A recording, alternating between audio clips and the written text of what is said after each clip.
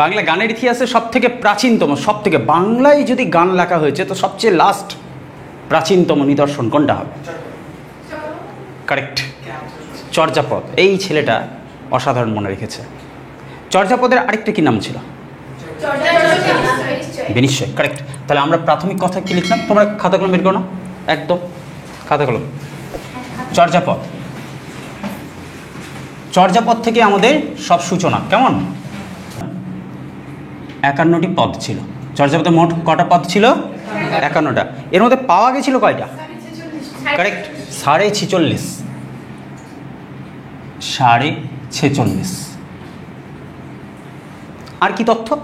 এখানে কতজন কবি ছিল? 23 জন। মানে কবি বলবা নাকি পদকর্তা? বৌদ্ধ, সহজিয়া, সিদ্ধাচার্য। ক্লিয়ার? চর্যাপদে তাহলে 23 জন। 23 জন। আচ্ছা, এর মধ্যে সবচেয়ে যদি তোমাকে কখনো বলে যে প্রথম বাংলায় কবিতা লেখকটা কে ছিল বা কবিতার কবি কে ছিলেন?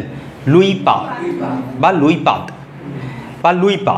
তিনি ছিলেন আদি কবি বাংলা ভাষার, আবার আদি গীতিকার।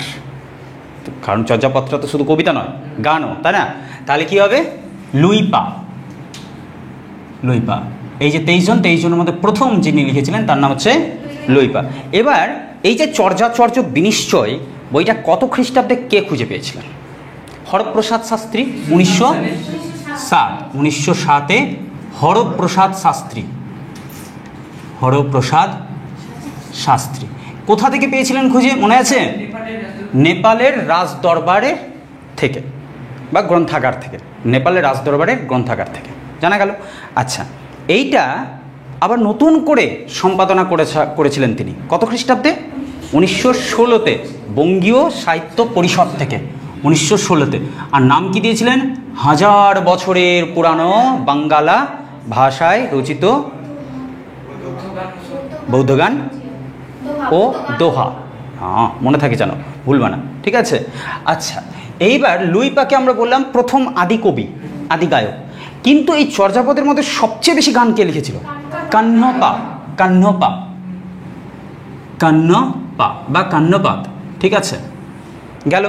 আচ্ছা, এইবার চর্যাপদের একটা গুরুত্বপূর্ণ তথ্য, দুটো তথ্য আছে যে চর্যাপদের মোট অঙ্গ কয়টা। চর্যাপদে যে আলোচনা করা হয়েছে মোট কটা অঙ্গ?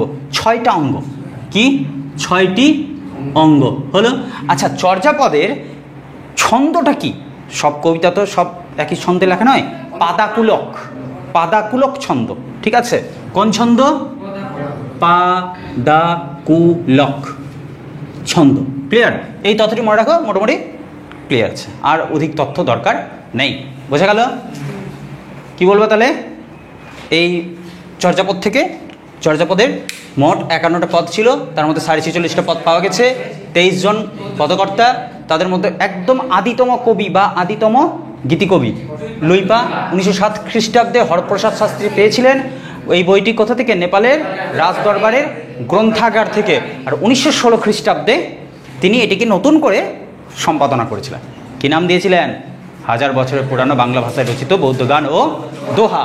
এইবার সেটা কোথা থেকে? বঙ্গীয় সাহিত্য পরিষদ থেকে প্রকাশ করেছিলেন। গেল কথা। এবার এই যে 23 জন কবি, তার মধ্যে সবচেয়ে বেশি কবিতা কে লিখেছিল? কান্নপা। ক্লিয়ার? আচ্ছা, এই পুরো চর্যাপদে মোট কটা অঙ্গ ছিল? 6টা। আর কোন ছন্দে লেখা হয়েছে এই চর্যাপদের কবিতাগুলো? পাদাকুলক ছন্দে। ব্যাস, ক্লিয়ার। আব চলে আসছি আমরা শ্রীকৃষ্ণ কীর্তন। পা পা করতে হবে না। আবার এই আবার ওর কাছে গিয়ে বলছে পা পা, পাদাকুলক আছে না, ভুলভাল বললে কিন্তু আবার ভুল হয়ে যাবে। শ্রীকৃষ্ণ কীর্তন, শ্রীকৃষ্ণ কীর্তন সম্পর্কে কি কি পাচ্ছি আমরা একটু দেখি। খুব বিশেষ কিছু না, এখান থেকে জানতে হবে যে এই শ্রীকৃষ্ণ কীর্তন মূলত রাখালিয়া নাটগীতি। রাখাল বালক ছিলেন না কৃষ্ণ, তো রাখালিয়া নাট্য গান, নাটকের মধ্যে দিয়ে যেন অভিনয় চলছে। 3টা চরিত্র পরস্পরের মধ্যে কথোপকথন করছে। কৃষ্ণ, রাধা আর বড়াই, 3 জন 3 জনের সাথে গল্প করছে, যেন কথা বলছে পুরো অংশটা জুড়ে। তাই এটাকে বলা হয় রাখালিয়া নাটগীতি। শ্রীকৃষ্ণ কীর্তনকে কি বলা হয়? রাখালিয়া। ঠিক লেখো, রাখালিয়া নাটগীতি হলো। নেক্সট আর কি? খুবই গুরুত্বপূর্ণ তথ্য হচ্ছে এখানে মোট কটা পদ ছিল, ওখানে মোট কটা পদ ছিল 51টা, আর এইখানে আছে 418টা, 418টা পদ আছে, 418টি পদ। আচ্ছা, এতগুলো পদ তো আছে, রাগ রাগিনী কয়টা আছে? রাগ রাগিনী জিনিসটা কি সেটা একটু জানি। রাগ রাগিনী হচ্ছে গানের স্টাইল বা সুর, যারা গান গায়, গানের জগতের মানুষ, তারা এটা ভালো বুঝতে পারবে। গান সবসময় একই সুরে গাওয়া যায় না, একই তালে গাওয়া যায় না, তো এইগুলোকে বলা হয় বিভিন্ন রাগ রাগিনী। তো এই যে পুরো 418টা পদ বা গান সেখানে রয়েছে, সবগুলো একই রাগে গাওয়া হয়নি, এর মধ্যে প্রায় 32টা রাগ রাগিনী রয়েছে। 32টি রাগ রাগিনী। এতদূর ক্লিয়ার আছে? কোনো অসুবিধে কারো আছে? আচ্ছা, ঠিক আছে। আর কি বলছে, এই যে শ্রীকৃষ্ণ কীর্তনের গানগুলো, এই গানগুলোকে আরেকটা নাম দেওয়া হয় পদগান বা প্রবন্ধ গীতি। পদগান, ঠিক আছে, পদগান বা প্রবন্ধ গীতি, প্রবন্ধ গীতি হয়েছে। আর এর বেশি তথ্য দরকার নাই, তবু তোমরা টেক্সট বুকে পড়ে নেবা। যদি তোমার টেক্সট বুক যেটা আরেকটা আছে না, দুটো টেক্সট আছে না, তোমাদের একটাতে এটা আছে, তোমরা যদি আরও গভীরে জানার ইচ্ছা থাকে পড়ে নেবা। আমি এই তথ্যগুলো দিলাম। আচ্ছা, এবার অনুবাদ সাহিত্যতে চলে যাই আমরা। অনুবাদ বলতে ওই যে রামায়ণ, মহাভারত, তারপরে ভাগবত, এগুলো তো সংস্কৃতে লেখা ছিল, পড়ছে না তো বাঙালিরা। তো বাঙালিদের পড়ার সুবিধার জন্য কী করলো, কিছু বাঙালি কবিরা এসে ওটাকে ট্রান্সলেট করলো, অনুবাদ সাহিত্য। এই সময়টাতে লেখা হলো, শ্রীকৃষ্ণ কীর্তনের পরে পরে সেগুলো লেখা হলো। তো সেইখানে রামায়ণকে অনুবাদ করলো কি? কৃত্তিবাস ওঝা। বলা হয় না বাংলায় রামায়ণের অনুবাদক কে? তো কৃত্তিবাস ওঝা। মহাভারতের অনুবাদক কে? কাশিরাম দাস। বলে না কাশী দাসী মহাভারত, বলে না কাশিরাম দাস, ঠিক আছে। আবার তারপরে ভাগবতকে করলো মালাধর বসু, ঠিক আছে। এবার আমরা আসছি তাহলে অনুবাদে, অনুবাদ সাহিত্যে আসলাম। অনুবাদের সবচেয়ে গুরুত্বপূর্ণ কথা হলো এই যে আখ্যায়িকা। এই অনুবাদগুলোতে যাওয়া তুমি যখন দেখবা, এগুলো সব আখ্যান। এক একটা আখ্যান কাকে বলে? গল্প, কাহিনী নির্ভর। তুই পুরোটা পড়বা রামায়ণ, দেখবা একটা কি সুন্দর গল্প চলে যাচ্ছে, বিশাল বড় আখ্যান যাচ্ছে। তো এই আখ্যায়িকাগুলো কিভাবে গাওয়া হতো বলো তো? পাঁচালির সুরে। এটা খুব ইম্পর্ট্যান্ট একটা কোশ্চেন, যে অনুদিত যে আখ্যায়িকা বা কাহিনীগুলো, আখ্যায়িকাগুলি গাওয়া হতো কোন সুরে? পাঁচালির সুরে। পাঁচালি কীরকম বলে? পড়ে শোনাও। কি বলছে? এসো মা লক্ষ্মী বাস করে। হ্যাঁ, ভালোই, পাঁচালির সুরেই কিন্তু পারে, ডলে ডলে ডলে ডলে পারে। ওই যে বলে শুনেছিলাম না একবার মহাভারতে, তোমার ওই কী যেন বলে, কাশিরাম দাসের একটা কোট বলেছিলাম যে, হ্যাঁ কারেক্ট কারেক্ট, একদম। কি বলেছিলাম বলো তো? যে ওই মহাভারতের কথা অমৃত সমান, আর কাশিরাম দাস কহে শুনে পুণ্যবান। তো শুনছো? শুনলেও পুণ্য হবে, তো শুনেছ? ওই এই যে শুনলাম, এটাই অনেক, এটাই ফার্স্ট, এটাই লাস্ট, ঠিক আছে। তো এটাই হচ্ছে, হ্যাঁ হয়ে গেল না? পুণ্য হয়ে গেল না? হ্যাঁ ঠিক, পুণ্য হয়ে গেছে। আচ্ছা, এরপরে আসছে মঙ্গল কাব্য। এটার সাথেই ঢুকে গেল, হ্যাঁ, অনুবাদের সাথে সাথে মঙ্গল কাব্যে ঢুকে যাচ্ছি আমরা। মঙ্গল কাব্য অনেকগুলো কাব্য আছে, চণ্ডী মঙ্গল আছে, মনসা মঙ্গল আছে, ধর্মমঙ্গল আছে। তার মধ্যে আমরা সবচেয়ে গুরুত্বপূর্ণ কাকে মনে করি বলো তো? তার আগে আমরা আসি এই যে মঙ্গল কাব্যগুলো, ঠিক আছে। এবার মঙ্গল কাব্যতে ঢুকলাম। মঙ্গল কাব্য, মঙ্গল কাব্যগুলো কোন ছন্দে লেখা হয়েছিল, এটা একটা ইম্পর্টেন্ট কোশ্চেন। এটা হচ্ছে লাচারি লৌকিক ছন্দ, ঠিক আছে। কোন ছন্দে? লাচারি, লাচারি লৌকিক ছন্দে লেখা হয়েছিল। আচ্ছা, এইবার এই মঙ্গল কাব্যগুলির মধ্যে আমাদের এই বাংলায়, মানে বঙ্গদেশে বা আমাদের বঙ্গে, আমাদের রাজ্যে কোনটা সবচেয়ে বেশি মানে একদম মানে সম্পূর্ণ বাংলা জুড়ে আজও প্রচলিত হয়ে আছে? চণ্ডীমঙ্গল আছে, কিন্তু গান গাওয়া হচ্ছে কোনটা? মনসা, মনসা গীতি। তো এই মনসা গীতিকে কেন্দ্র করে চারটা পার্ট। যদি আমাদের বঙ্গদেশটাকে পূর্ব, পশ্চিম, উত্তর, দক্ষিণ করে ভাগ করো, তাহলে পূর্ব দিকে এই মনসা গানকে একটা বিশেষ নাম দেওয়া হয়েছে। পূর্ববঙ্গে দেখো মনসা গান বা মনসা গীতি লিখে আমরা এবার ব্র্যাকেট করে দিলাম, ঠিক আছে। থার্ড ব্র্যাকেট শুরু। কেন পূর্ববঙ্গে এটাকে কি বলা হয়? পূর্ববঙ্গে, পূর্ববঙ্গে এর নাম হলো রয়ানি বা রয়ানি বলতে পারো এক কথায়, পূর্ববঙ্গে রয়ানি। তাহলে মনসা মঙ্গলকে বা মনসা গানকে পূর্ববঙ্গে কি বলা হয়? রয়ানি। এবার তুমি পশ্চিমে চলে আসো, পশ্চিম বলতে পশ্চিমবঙ্গ না, পশ্চিমবঙ্গের পশ্চিমে আসো, মানে যেদিকে ওই যে বাঁকুড়া, পুরুলিয়া, এক কথায় রাঢ় অঞ্চলগুলো যেগুলো, ওই রাঢ় অঞ্চলগুলোতে ওইটারই নাম হচ্ছে ঝাপান। রাঢ় অঞ্চলে, রাঢ় রয়াকার ঢয় শোনো, রাঢ় অঞ্চলে ঝাপান। তাই বলে তুমি কোথাও ঝাঁপ দিয়ে দিবা না আবার। তাহলে পূর্ববঙ্গে রয়ানি আর রাঢ় অঞ্চলে ঝাপান এর নাম। এবার চলে যাই আমরা উত্তরে, একেবারে উত্তরবঙ্গে। হ্যাঁ, কি বলছে? না না না, ওটা দক্ষিণে। উত্তরে একটু খটোমটো নাম ছিল, মনে করো সাইটল বিশ্বহরির গান। সাইটল বিশ্বহরি, তার নামটাতে কি সুন্দর আছে, বিশ্বহরি, বিষ হরণ করছে। বা ওর নাম হচ্ছে ডগজিয়ানি বা মরাজিয়ানি। কেন বলো তো? মরাকে জীবন দান করছে, যেটা ওই গানটাকে বলা হচ্ছে। তাহলে আমরা কি করব? উত্তরে বা উত্তরবঙ্গে, উত্তরে কি নাম আছে বলো? পুরো নামটা বলতে হবে। সাইটল, সাইটল বিশ্বহরির গান, সাইটল বিশ্বহরির গান। বা ডগজিয়ানি, ডগজিয়ানি বা মরাজিয়ানি, মরাজিয়ানির পালা। বোঝা যাচ্ছে? আচ্ছা, বাকি থাকলো কি তাহলে? দক্ষিণবঙ্গ, তাই না? দক্ষিণে, দক্ষিণবঙ্গে কি বলেছিলে নামটা একটু আগে বললে তোমরা? ভাসান, ভাসান নামে পরিচিত। এখান থেকে যদি কোশ্চেন দেয় এই চারটার মধ্যে একটা দিতে পারে। আর তোমাকে এমনভাবে প্রশ্নটা দিবে যে তুমি গুলিয়ে ফেলবে। বলবে ভাসান কোন অঞ্চলের গান? মনসা গীতি ভাসান কোন অঞ্চলে এই নামটি পরিচিত? পূর্ব, পশ্চিম, উত্তর, দক্ষিণ, চারটা দিয়ে দিয়েছে। মহা মুশকিল, তখন গুলিয়ে ফেলেছে হয়তো অনেকগুলো কোশ্চেনের মধ্যে। তো গুলিয়েবে না, এটা প্র্যাকটিস করতে থাকবা, এই তথ্যগুলোকে দেখতে থাকবা। ঠিক আছে, গেল। আচ্ছা, এবার আমরা ঢুকে যাই কীর্তনে। একটার পর একটা পার্ট হচ্ছে না, তো কীর্তনে ঢুকে যাও। এই যে শ্রী চৈতন্য মহাপ্রভু আসলেন, কীর্তন পালা শুরু হলো। এবার কীর্তন সম্পর্কে আমরা তথ্য টুক করে কয়েকটা তথ্য জেনে নিই। কীর্তন সম্পর্কে আমাদের এইগুলো বিষয়ে যে খুব গভীর জ্ঞান লাভ করতে হবে এর কোনো কারণ নাই।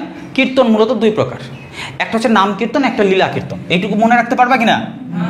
নাম কীর্তন, নাম কীর্তন, আরেকটা হচ্ছে লীলা কীর্তন, লীলা কীর্তন। নাম কীর্তন কি? দেখো, কোনো মানুষের কাছে কৃষ্ণ খুব প্রিয়, কৃষ্ণ ঠাকুর, তো তার ইষ্ট দেবতাকে কৃষ্ণ। কেউ শিব ভক্ত, কেউ মনসা ভক্ত, কেউ চণ্ডী ভক্ত, কেউ কালী ভক্ত।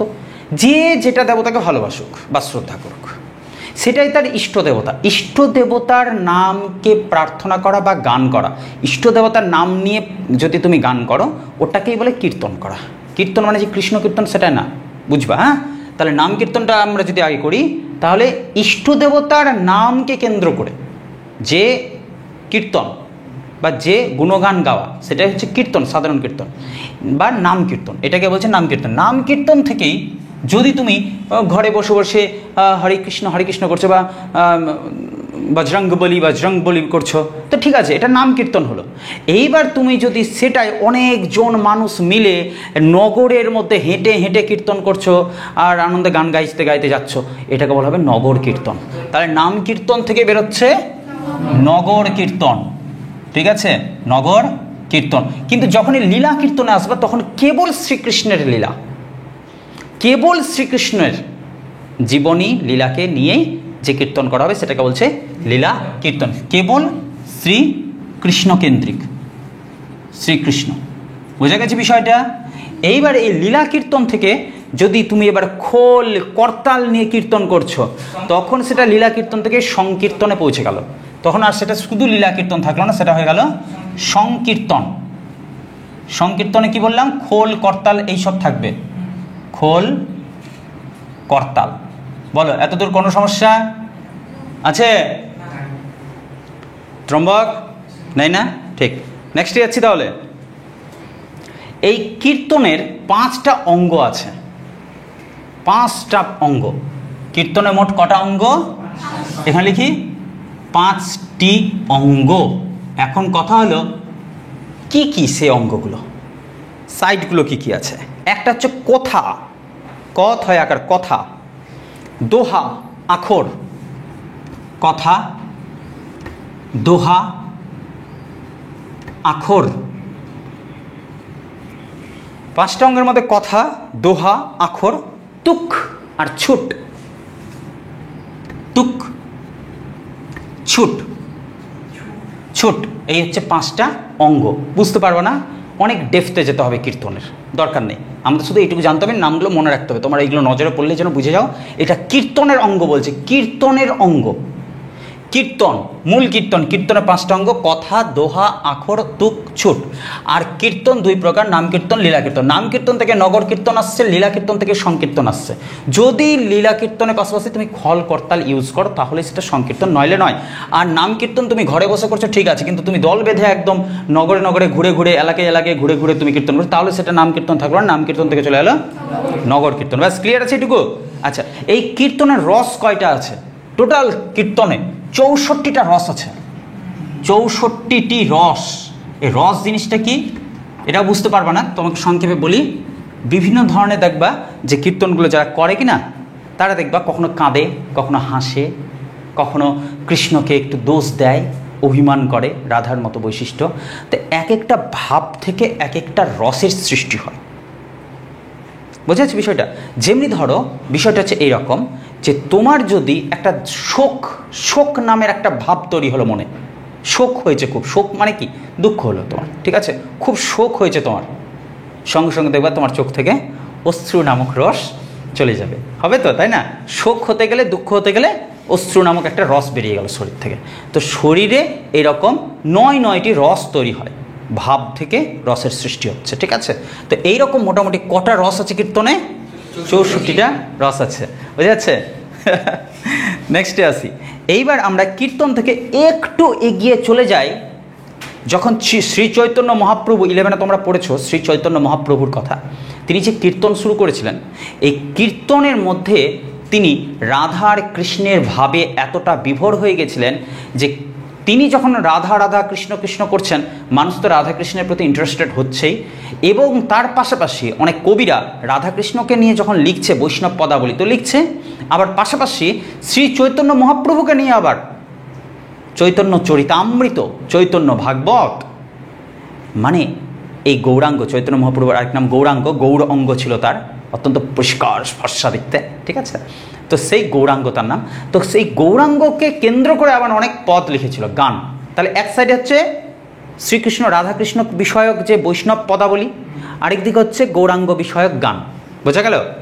তো এবার কীর্তনীয়ারা করে কি বলতো, যখন এই যে অষ্টপ্রহর 16 প্রহর হচ্ছে না, তো এই সময় গান গাওয়ার আগে কিছু ভাষণ দেয়, কিছু রাধা কৃষ্ণ এদেরকে নিয়ে কিছু গল্প করে, তারপরে ধীরে ধীরে ধীরে ধীরে গানে ঢোকে। এই যে সূচনা করলে, সূচনাটাকে বলা হয় গৌরচন্দ্রিকা। আরেকটু ভেঙে বলতে গেলে, যখন কীর্তনে রাধাকৃষ্ণ লীলা বিষয়ক কথা বলতে গিয়ে চৈতন্য মহাপ্রভুর কথাও তারা ঢুকিয়ে দেয়, তখন বলা হতো, ওই বিষয়টাকে বলা হয় গৌরচন্দ্রিকা, ঠিক আছে? তো এইখানে এসে আমরা নতুন করে একটা 3rd ব্র্যাকেট শুরু করে লিখলাম গৌরচন্দ্রিকা। তাহলে গৌরচন্দ্রিকা কি কি? গৌরাঙ্গ বিষয়ক পদাবলী প্লাস রাধাকৃষ্ণ লীলা বিষয়ক তথ্য, দুটোকে মিলিয়ে দিলে গৌরাঙ্গ, গৌরচন্দ্রিকা হয়ে গেল, ঠিক আছে? এখন আমি বললাম যে এতবার করে বললাম যে বৈষ্ণব পদাবলী, বৈষ্ণব পদাবলী কথা বললাম। তো বৈষ্ণব পদাবলীতে আবার 5টা রস আছে।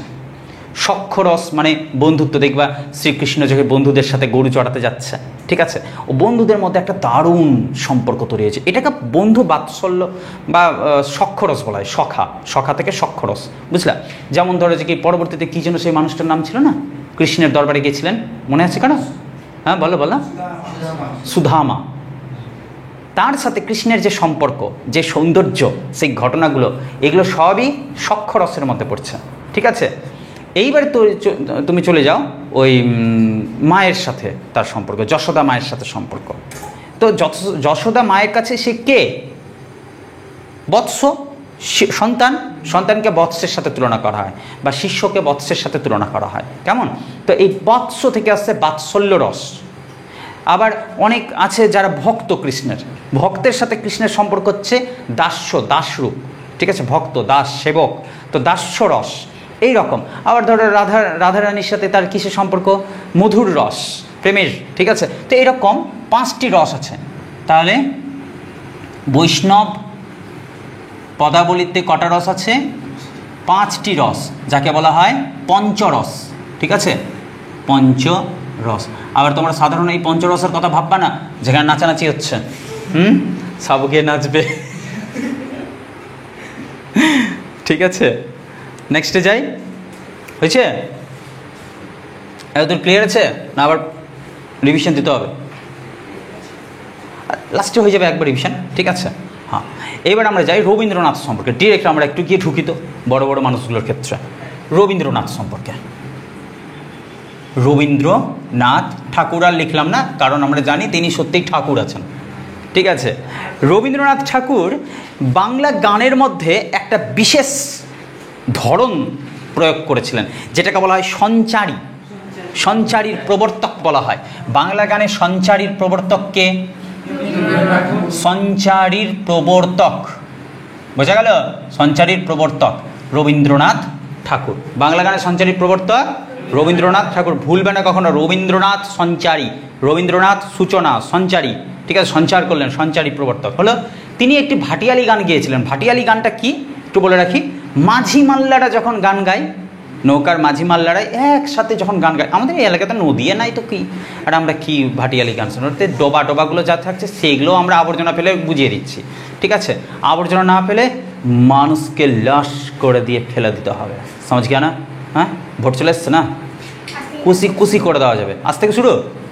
এই তো সাবাস, হয় আবর্জনা ফেলবো, নাহলে মানুষকে ফেলে দেবো। ধর নদী এমনি হারিয়ে যাবে আতঙ্কে। আছে না আমাদের এদিক দিয়ে নদীটা গেছে না? হ্যাঁ, কী অবস্থা সেই নদীটা? ওটা কেন নদী বলছে মানুষ আমি বুঝতে পারছি না, নদী খুঁজে পাচ্ছি না। নদীতে গিয়ে বুঝলাম যে নদী মানে হচ্ছে একটা গর্ত শুধুমাত্র, আর কিছু না। ওয়াদি হয়ে গেছে, ওয়াদি, গরু টরু ঠিক ঘুরে বেড়াচ্ছে, ঠিক শুধু ঘুরে বেড়াচ্ছে না, দিয়েছে প্রসাদ। সঞ্চারীর প্রবর্তক। এবং তিনি পাশাপাশি আরেকটা কাজ করেছিলেন, যে তিনি যতগুলো গান লিখেছিলেন তার মধ্যে মাঝি মাল্লাদের জন্য বেশ কয়েকটা গান করেছিলেন। তার মধ্যে একটা খুব ইন্টারেস্টিং গান, ভাটিয়ালি গান বলা হয়। মাঝি মাল্লাদের যে গান, একসাথে সবাই হই হুল্লোড় করে গান গাইবে, ওইটা মাঝি মাল্লারা যখন গান গাইবে সেটাকে বলা হয় ভাটিয়ালি গান। তো রবীন্দ্রনাথ ঠাকুর একটা ভাটিয়ালি গান লিখেছিলেন, ভাটিয়ালি গান। মনে রাখবা এই ভাটিয়ালি গানটা কি? গানটা হচ্ছে, গ্রাম ছাড়া ওই রাঙা মাটির পথ, গ্রাম ছাড়া ওই রাঙা মাটির পথ, না আর শোনাবো না। গ্রাম ছাড়া ওই রাঙা মাটির পথ, এই গানটা কিন্তু ভাটিয়ালি গান, ঠিক আছে, বোঝা গেছে? আচ্ছা, আর কি তথ্য এখান থেকে রবীন্দ্রনাথ থেকে পাবো? রবীন্দ্রনাথের মাইস্টার মানে কি? আরে গানের গুরুদেব, যার কাছ থেকে তিনি গান শিখেছিলেন। এত বড় গায়ক হয়ে গেলেন রবীন্দ্রনাথ ঠাকুর, সে তো পরে ছোট্টতে কার কাছে শিখেছিলেন? সেই স্যারটার নাম কি ছিল? বিষ্ণুচন্দ্র চক্রবর্তী। তাহলে তার স্যারের নাম ছিল, গানের শিক্ষকের নাম ছিল বিষ্ণুচন্দ্র চক্রবর্তী, মনে থাকবে?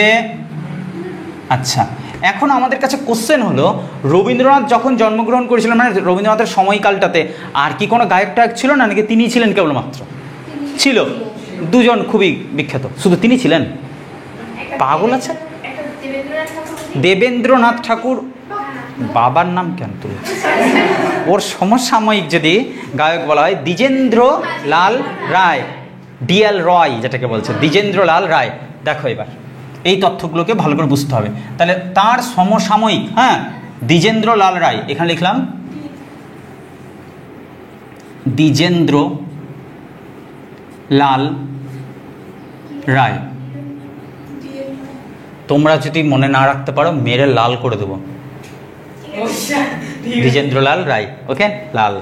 আচ্ছা, আরেকজন ছিলেন রজনীকান্ত সেন, এখানে লিখছি, হ্যাঁ, রজনী, না এখানে লিখবো না, তোমাদের আবার বুঝতে অসুবিধা হবে, ঠিক আছে। রজনীকান্ত সেন, তোমার যদি মনে না থাকে তাহলে কি বলো তো, রবীন্দ্রনাথ ঠাকুরের মতো মানুষের সাথে যারা যারা ছিল, তুমি যদি না মনে রাখতে পারো মেরে করে দেবো লাল, চলে আসবে দ্বিজেন্দ্র লাল। আর মার খাওয়ার পর তোমার চারদিকে শুধু অন্ধকার দেখবা, রজনী হয়ে যাবে, তাই জন্য রজনীকান্ত। সমাজ গিয়া না? মনে থাকবে রবীন্দ্রনাথ, তার থেকে দ্বিজেন্দ্রলাল আর রজনীকান্ত। এখন এই যে দ্বিজেন্দ্রলাল রায় আছে, আসছে দেখো মার খেয়েছে তারপরে, হ্যাঁ, তো তিনি কি করেছেন, কোরাস গীতিভঙ্গির পথিকৃৎ তিনি। কোরাস গানটা কি, ওই একসাথে সবাই মিলে গান গাও, একসাথে কোরাস ভাবে গান, ঠিক আছে, এটাকে বলা হয় কোরাস গান। তো তিনি দ্বিজেন্দ্রলাল রায় কি করছেন, বাংলা গানে কোরাস গীতিভঙ্গি, কোরাস গীতিভঙ্গির সূচনা করেছিলেন। গীতিভঙ্গির সূচনা মনে থাকবে, তিনি কি করেছিলেন, কোরাস গীতিভঙ্গির সূচনা করেছিলেন। আর কি, তিনি এই যে কোরাস গীতিভঙ্গির সূচনা করলেন, তার সাথে সাথে একখানা গান খুবই বিখ্যাত হয়েছিল, ধন ধান্যে পুষ্পে ভরা। বাকিটা আমি করবো না তোমরা করবা। আমাদের এই বসুন্ধরা, তাহার মাঝে আছে দেশে সকল দেশের সেরা, ও সে স্বপ্ন দিয়ে তৈরি সে দেশ, স্মৃতি দিয়ে ঘেরা। মনে থাকবে? হ্যাঁ, তো ধন ধান্যে পুষ্পে ভরা, ধন ধান্যে পুষ্পে ভরা। আমাদের যে বসুন্ধরা আছে না, তা সেটা কত সুন্দর ছিল বলো তো, ধন ধান পুষ্প সব কিছুতে ভরা ছিল। আর এখন রাস্তা দিয়ে যাওয়ার সময় 4 বার দেখতে হবে রাস্তায় কোথায় পা পড়ে যাবে, আবার 3-4 বার স্নান করতে হবে। ধনধান্যে পুষ্পে ভরা, এই করে রেখেছি আমরা। হ্যাঁ, এদের এত সুন্দর বসুন্ধরাকে আমরা আজকে ডাস্টবিনে পরিণত করেছি। যাই হোক, এবার ভালো করে খেয়াল করো, ইনি দ্বিজেন্দ্রলাল রায় কি করলেন, কোরাস গীতি করলেন, যে সবাই মিলে গান গাইবো আমরা। ভালো কথা, কি গান করলো, ধনধান্যে পুষ্পে ভরা, ভালো কথা। কিন্তু এই ধনধান্যে পুষ্পে ভরা করতে গিয়ে আমাদের মনে হলো যে আমরা সব পচিয়ে দিয়েছি, নোংরা করে দিয়েছি, ঠিক আছে। ওই নোংরা থেকে না আমাদের কাছে খুব দুঃখ আসলো, ঈশ্বর মাফ করে দিও, তুমি নির্মল করো, রজনীকান্ত, হ্যাঁ, তুমি নির্মল করো, শুনেছ তো, তুমি নির্মল করো মঙ্গল করে, মলিন মর্ম মুছায়। সেই হৃদয় জুড়িয়ে যায় গানটা। তুমি নির্মল করা, এই গানটা গাইলেন কে, রজনীকান্ত সেন। হলো, এর পাশাপাশি তার হঠাৎ করে মনে পড়লো দেশ মায়ের কথা, বিশ্বের কথা বললো, দেশের কথা বলছে, তুমি নির্মল করে, ঈশ্বরের কথা বললো। তারপরে মনে করলো যে না আমার ঘরের মাঝে আছে না, সেও প্রধান, সেই আসল। আমি চাই না ইংরেজদের দেওয়া ওই সূক্ষ্ম কাপড়, সেই সূক্ষ্ম সুন্দর কাপড় চাই না, আমি মোটা কাপড় যদি আমার মা তৈরি করে দেয় ঘরে, সেটাই চলবে। এইখান থেকে তার ওই যে বঙ্গভঙ্গের সময়, ঠিক আছে, স্বদেশী আন্দোলন চলছে, সেই সময় দেখবা ওই তিনি একটা গান করলেন, মায়ের দেওয়া মোটা কাপড় মাথায় তুলে নেড়ে ভাই, মায়ের দেওয়া মোটা কাপড়, ঠিক আছে, মাথায় তুলে নেড়ে ভাই। কিন্তু সেই সময়ই তার আচমকা মনে পড়ল যে আমি তো খুবই সামান্য, আমার কী বা কীর্তি আছে এই পৃথিবীতে, কোনো কীর্তি আছে তার না, আমি সামান্য, দেশই সবার আগে। তাই জন্য বলছে আমি অকৃতি অধম। আমি, আরেকটা গান কি, আমি অকৃতি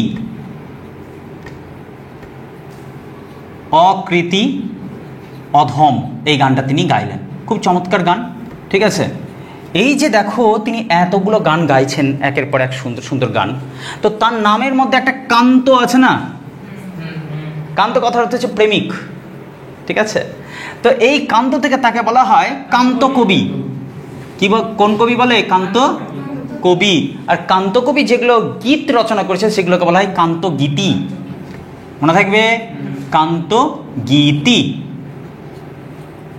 তাই তো, মনে থাকবে তো, ভুললে রবীন্দ্রনাথ ক্ষেত্রে ভুললে তোমাকে মেরে, আর তারপরে তুমি অন্ধকার দেখবা, অন্ধকার মানে রজনী চলে আসবে। তো আগে লাল হওয়ার পর তোমার আচমকা মনে হবে সবাই মিলে একসাথে চিৎকার করে কাঁদতে শুরু করতে পারে, ধনধান্যে পুষ্পে ভরা। আর যখনই ধনধান্যে পুষ্পে ভরার কথা বলবা, সঙ্গে সঙ্গে তোমার বসুন্ধরাকে নোংরা করার জন্য তুমি এবার দুঃখ প্রকাশ করবে, প্রার্থনা করবে, তুমি নির্মল করো মঙ্গল করো, ঠিক আছে। এটা হতে হতে আচমকা তোমার দেশের কথা মনে পড়ে, মায়ের দেওয়া মোটা কাপড় মাথায় তুলে নেড়ে ভাই, কেউ মাথায় তুলেছে, কেউ পড়েছে নিচে দিকে। মহাত্মা গান্ধীকেও আমরা দেখেছি, ঠিক আছে, ওই ছোটো কাপড় পরে, ওটা হচ্ছে কি বলতো, আমার দেশ, অর্ধ উলঙ্গ অবস্থায় আছে, ইংরেজদের অধীনে আছে, আমি সেই স্যুট বুট পরে কী করে ঘুরবো? ভাবতে পারছো সে চেতনার জায়গাটা কী ছিল? হ্যাঁ, আর আমরা হ্যাঁ ঘরের মা যেমনি অবস্থায় তেমনি থাক, ও দেশ মায়ের জন্য এই অবস্থায় চলে এসেছিলো। আমরা ঘরের মা যে অবস্থায় থাক না কেন, হ্যাঁ আমি স্যুট বুট পরে ঘুরে বেড়াচ্ছি, লোকে যা বলছে বলছে, ঠিক আছে, এই জিনিসটা আছে। আবার কদিন পরে আবার প্রপোজাল টাইম আসবে, প্রপোজাল টাইমগুলো আছে না ফেব্রুয়ারি মাসে, দেখবে কিছু কেউ কেউ কী করছে, এই যে আছে অনিময়, ও কী করছে, ও আবার অমুকজনকে বলছে, এই যে সৌরভদেরকে বলছে, কি বলছে, যে ভাই একটু বাইকটা দে তো। আর তারপর বাইকটা যে নিল কিনা আর দেখো শুধু চাচলে যখন ঘুরে বেড়াচ্ছে দেখলে আমি অবাক হয়ে যাবে, কি না কি ব্যাপার, একবারে ওর গাড়ি না গাড়ি নাই, কোনো ব্যাপার না, লোক দেখানো হোক কোনো ব্যাপার না, প্রপোজাল ডে আছে, দিতেই হবে। এতে তোমরাও খুব খুশি হয়ে যাও, অস্বীকার করার কিছু নেই, ঠিক আছে। আচ্ছা নেক্সটে যাচ্ছি, হলো এটি কমপ্লিট হলো। এর পাশাপাশি আরও একজন আছে অতুল প্রসাদ সেন, তিনিও বলছেন পাশ থেকে আমার কিছু বলবা না, তো ঠিক আছে করে দেবো বাবা, লালও করে দিয়েছি, অন্ধকার হলো, এবার এমন মার মেরেছি যার কোনো তুলনা হয় না, তাই ঠিক আসছে অতুল প্রসাদ সেন। কেমন? সেই ব্যক্তির নাম হচ্ছে অতুল প্রসাদ সেন। পুরো প্রসাদ পেয়ে গেছে, হ্যাঁ, তুলনাহীন, অতুল, অতুলনীয় প্রসাদ পেয়েছে।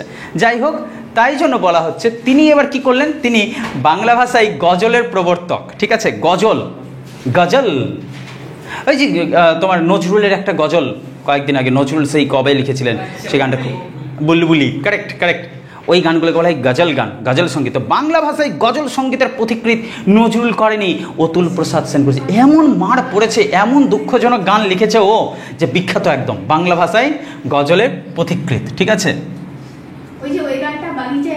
হ্যাঁ ওটা নজরুলের, বাগিচায় বুলবুলিতে, হ্যাঁ ঠিক বলেছ, ঠিক আছে। আসলে ওটা শুধু চরম গান না, ওর ইতিহাসটা হচ্ছে সবচেয়ে সাংঘাতিক, ঠিক আছে। ওর ছেলের নাম ছিল বুলবুল গো, বুলবুল, এবং তার ছেলে মারা গেছিল, এবং তার কাছে কবির কাছে তখন সামর্থ্যও নাই যে চিকিৎসা করাবেন, তো চিকিৎসা করার জন্য অনেকটা দূর যাচ্ছিলেন, ফলে তার কাছে যেটা কাগজ ছিল ওই কাগজে এই গানটা বসে বসে রেলগাড়িতে বসে বসে লিখেছিলেন, ঠিক আছে।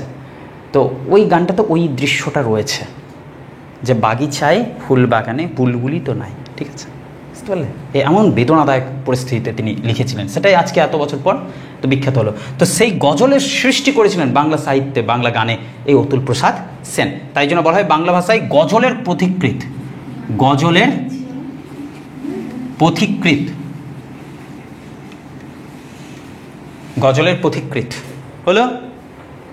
সঙ্গে সঙ্গে তিনি একটা অসাধারণ দেশভক্তির গান গাইলেন, হ্যাঁ, স্বদেশের জন্য।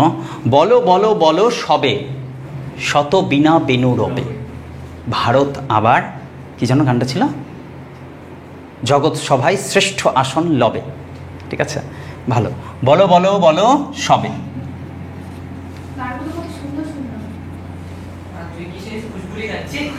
ভোজপুরি, ছি ছি ভোজপুরির কথা, বলো বলো বলো সবে।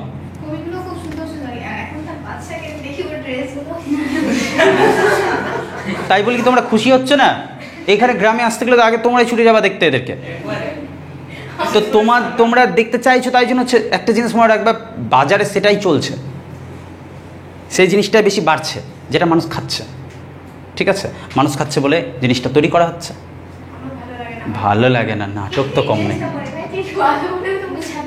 এর পাশাপাশি আরেকটা গান তিনি দারুণ গেয়েছিলেন, বলেছিলেন হও ধর্মেতে ধীর, ধর্ম বিষয় না এত লাফালাফি করিও না, হ্যাঁ, ধর্ম অনেক বড় বিষয়, তোমার মতো আগলা পাগলা মানুষ বুঝবে না, তাই জন্য বলছে হও ধর্মেতে ধীর, হও করমেতে বীর, কর্মে বড় হও। জীবনানন্দ দাশের মা কে ছিল?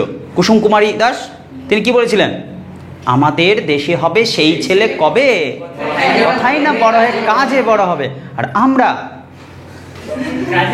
আমাদের দেশে হয়েছে সেই ছেলে কবে, আর কাজে না বড় হয়ে কথাই বড়, ঠিক আছে।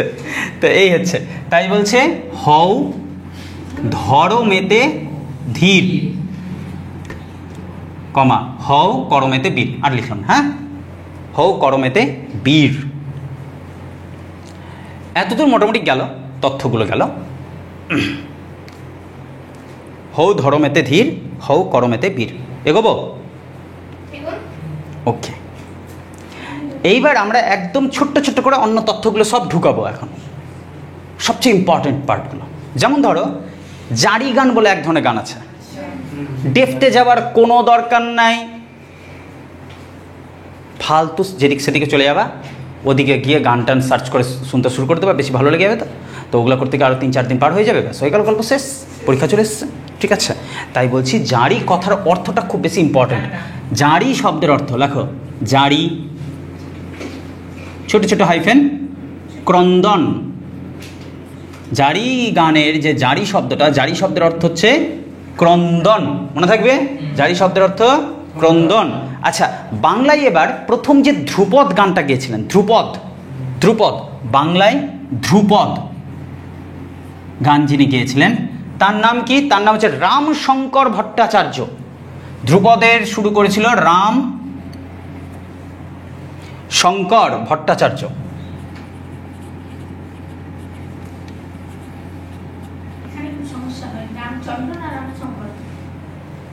রাম যেখানে আছে সেখানে মহাদেব শিব ও শঙ্কর থাকবে, ন্যাচারাল ব্যাপার আছে। রাম আর শঙ্কর, শিব শঙ্কর রাম, মনে থাকবে? রাম শঙ্কর ভট্টাচার্য, ধ্রুপদ। নেক্সট আসছে কে? টপ্পা গান, টপ্পা সঙ্গীত। টপ্পা সম্পর্কে আমরা কথা বলেছিলাম, ঠিক আছে? টপ্পা গান, এইটা টপ্পা গান বাংলায় জনপ্রিয় হয়েছিল রামনিধি গুপ্তের জন্য। রামনিধি গুপ্ত, টপ্পা ডট ডট রামনিধি গুপ্ত।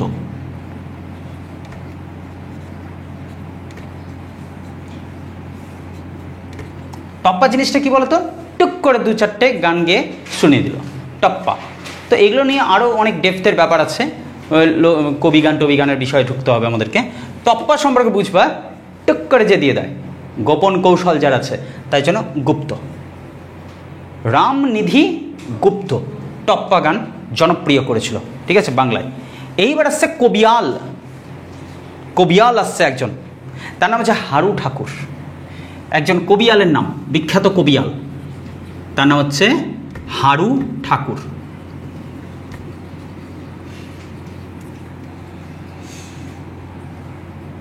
কবিয়ালের নাম হারু ঠাকুর।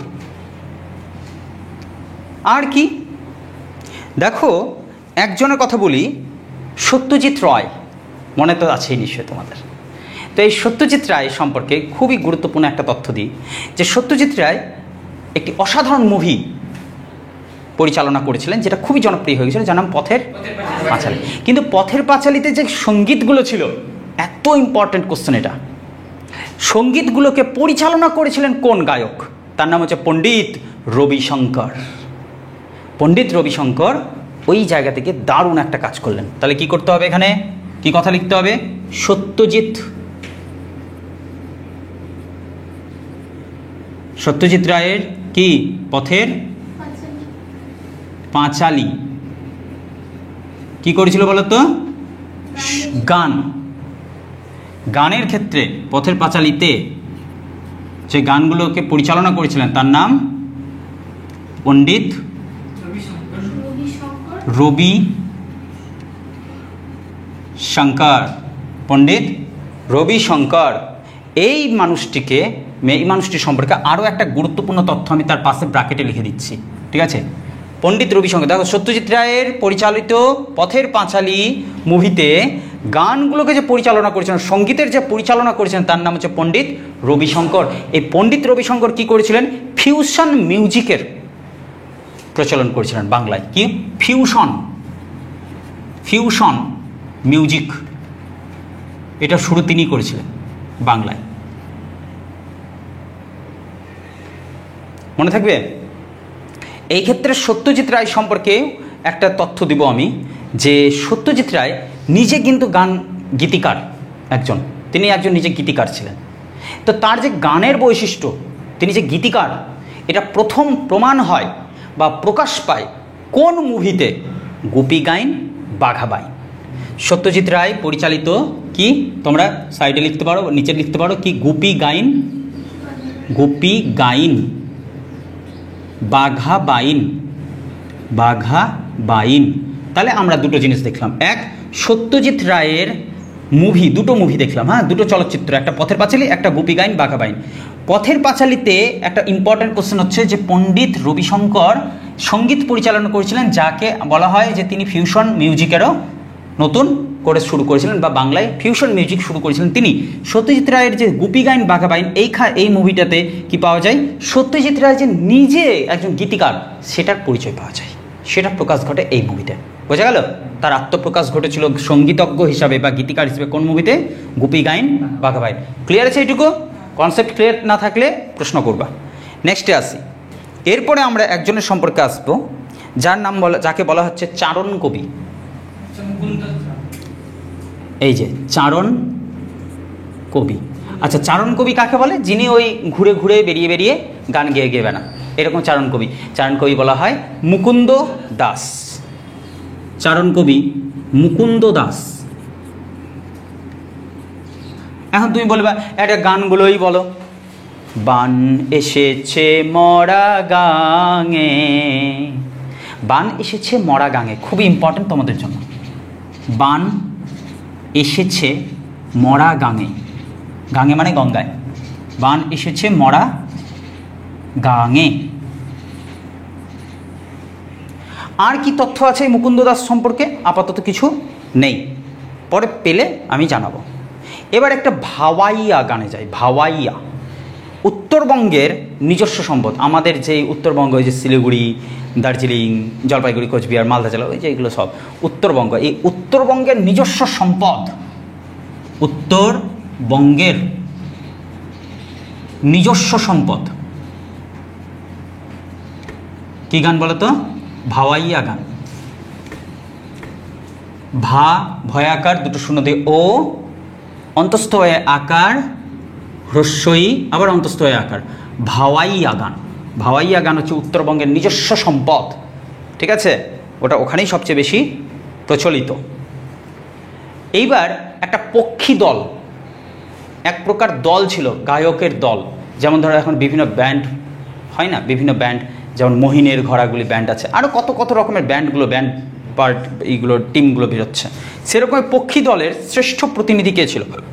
পক্ষী দল বলে একটা দল, পক্ষী দল। এই পক্ষী দলের শ্রেষ্ঠ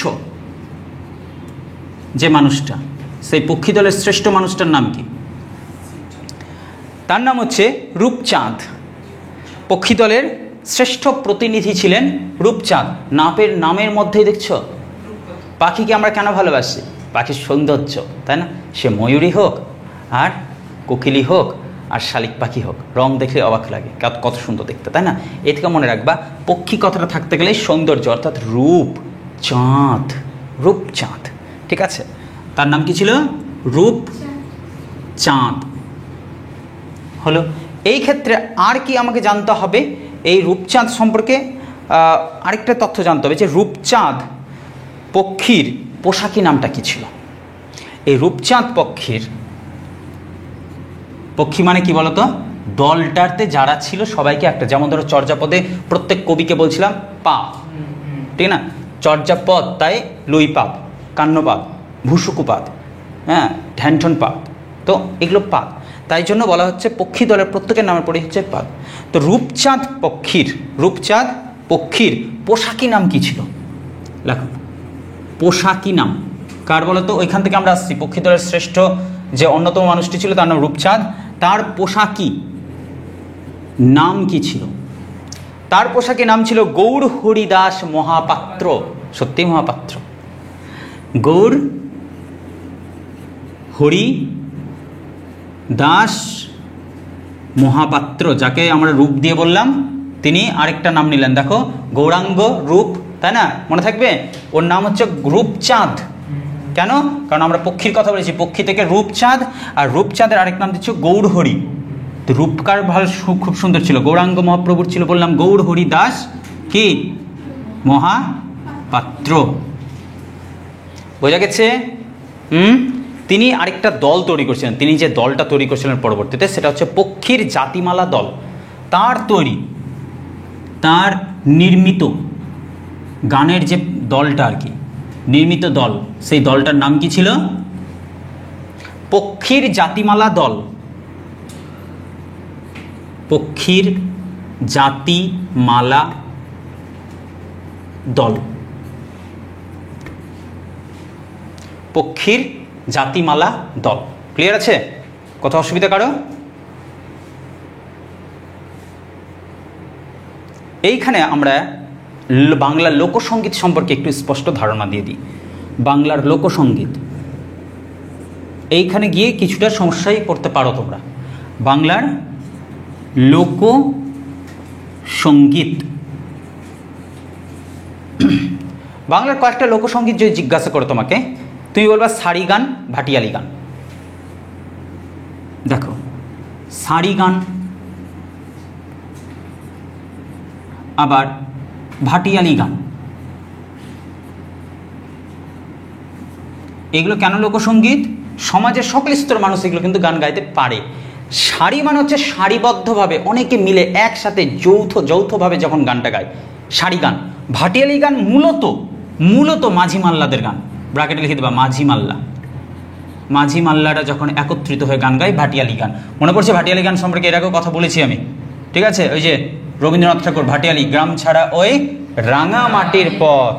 ভাটিয়ালি গান মাঝি মাল্লাদের একত্রিত হয়ে গান গাওয়া, একত্রিত হয়ে। ক্লিয়ার? এবার এই সারি গানের মধ্যে না অনেকগুলো পার্ট আছে, সারি গানের ভেতরে আবার ভাটিয়ালি গান ঢুকে থাকে। সারি গানের মধ্যে কিছু গান মাঝি মাল্লারা গায়, ঠিক আছে? এখানে লিখলাম আমরা মাঝি মাল্লা। তাহলে মাঝি মাল্লারা যখন গানটা গাইছে সারি গান, সারিবদ্ধভাবে অনেকগুলো মাঝি মিলে, অনেকগুলো নৌকা একসাথে চলছে তো নদীতে, তখন দেখা গেল সবগুলো মাঝি মাল্লা মিলে এই গানটা গাইছে, কোনো একটা গান গাইছে, তখন সেটাকে বলা হবে সারি গানও বলা হবে, পাশাপাশি ভাটিয়ালি গানও বলা হবে, তাই না? এবার নেক্সট আরেকটা পার্ট বলে দিলাম। ধরো কলকারখানার যে শ্রমিকরা, শ্রমিক মজদুর যারা, তারা মাঝে হেইয়ো কোনো একটা কাজ করছে, খুব জোরে একসাথে টান দিয়ে কথা বলছে, কেন? এতে কর্মের গতি বেড়ে যায়, ঠিক আছে? তো এই যে গানগুলো, যারা শ্রমিকরা, কারখানার শ্রমিকরা যখন একযোগে গানটা গায়, সেই গানগুলোকে বলা হয় কর্মসঙ্গীত। সেটাও সারি গানেরই একটা পার্ট। কারা? শ্রমিকরা যে গান গায় সেটাকে কি বলে? কর্মসঙ্গীত। বোঝা গেল বিষয়টা? কোথাও সমস্যা? আচ্ছা, এইবার আমরা চলে যাই চাষিদের কাছে, কৃষিকাজ যারা করছে। চাষিরা যখন আবার একযোগে যেগুলো গান গায় সেগুলোকে বলা হয় ক্ষেত খামারের গান। তো এই যে চাষিদের গান, ক্ষেত খামারের গান, ক্ষেত খামারের গান বলা হয়। আর কি?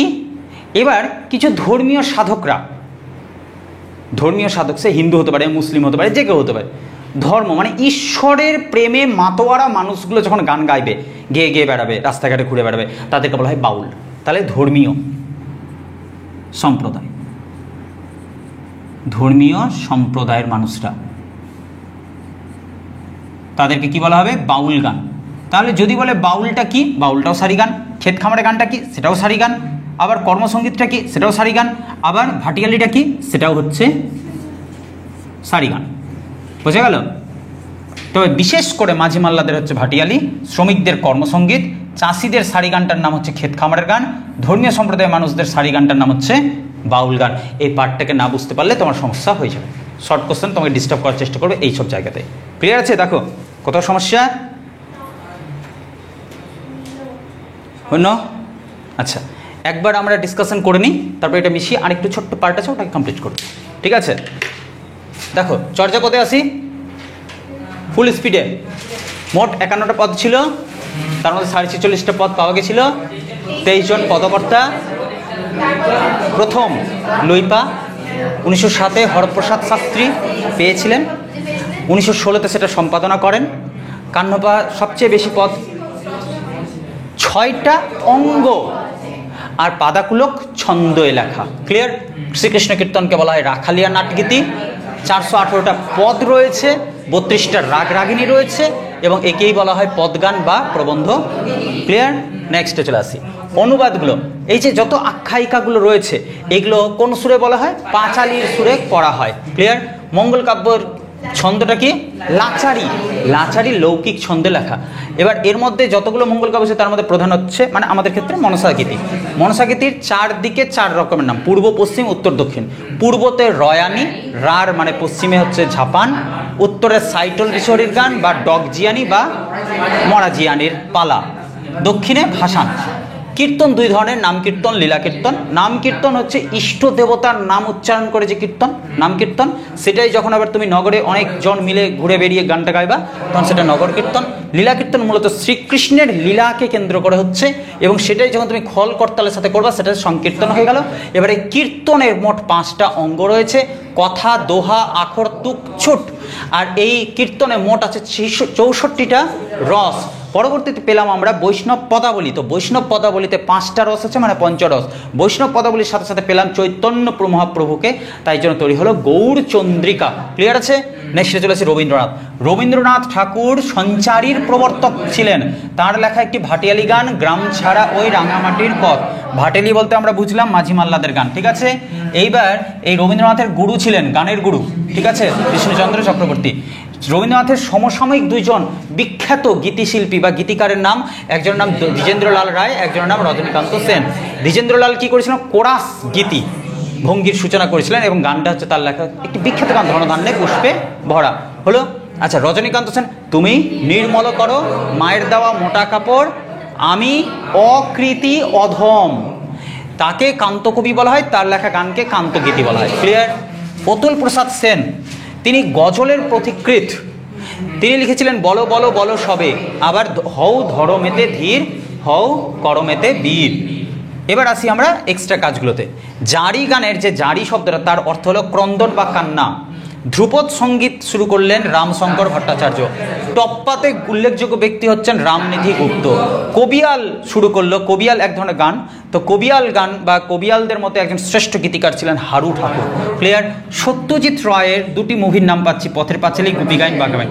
পথের পাঁচালীতে যে গানগুলো ছিল সেগুলোর যে পরিচালনা করেছেন পণ্ডিত রবিশঙ্কর, তিনি বাংলা গানে ফিউশন মিউজিকেরও প্রবর্তন করেছিলেন। গোপীগাইন, বাঘাবাইনে দেখা যায় এই সত্যজিৎ রায়ের কোন গুণটা প্রকাশ পায়? তার গীতিকার সত্যজিতের আত্মপ্রকাশ ঘটেছিল এই গোপীগাইন বাঘাবাইন চলচ্চিত্রে। চারণ কবি বলা হয় মুকুন্দ দাসকে, তিনি লিখেছিলেন বান এসেছে মরা গাঙে, ঠিক আছে? আর উত্তরবঙ্গের নিজস্ব সম্পদ হচ্ছে ভাওয়াইয়া। আর পক্ষী দলের শ্রেষ্ঠ পক্ষী রূপচাঁদ, আর রূপচাঁদের যে পোশাকি নাম সেটা হচ্ছে গৌর হরিদাস মহাপাত্র। তার তৈরি নির্মিত দলটার নাম পক্ষীর জাতিমালা দল। হলো বাংলার লোকসঙ্গীত দুটো কি কি? একটা সারি গান, একটা ভাটিয়ালি গান।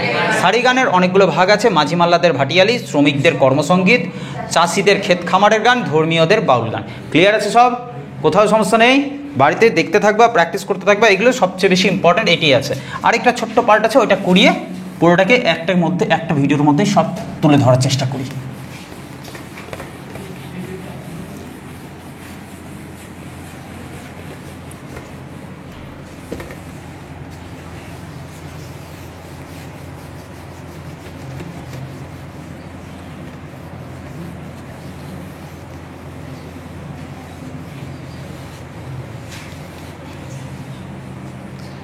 শুরু করা যাক, শেষ পার্ট। হ্যাঁ, এবার আসছি আমরা কবি গানের মধ্যে একজন বিখ্যাত গায়কের নাম হচ্ছে অ্যান্টনি ফিরিঙ্গি। কবি গানের মধ্যে বিখ্যাত একজন গায়কের নাম কবি গানের মধ্যে একজন বিখ্যাত মানুষের নাম অ্যান্টনি ফিরিঙ্গি।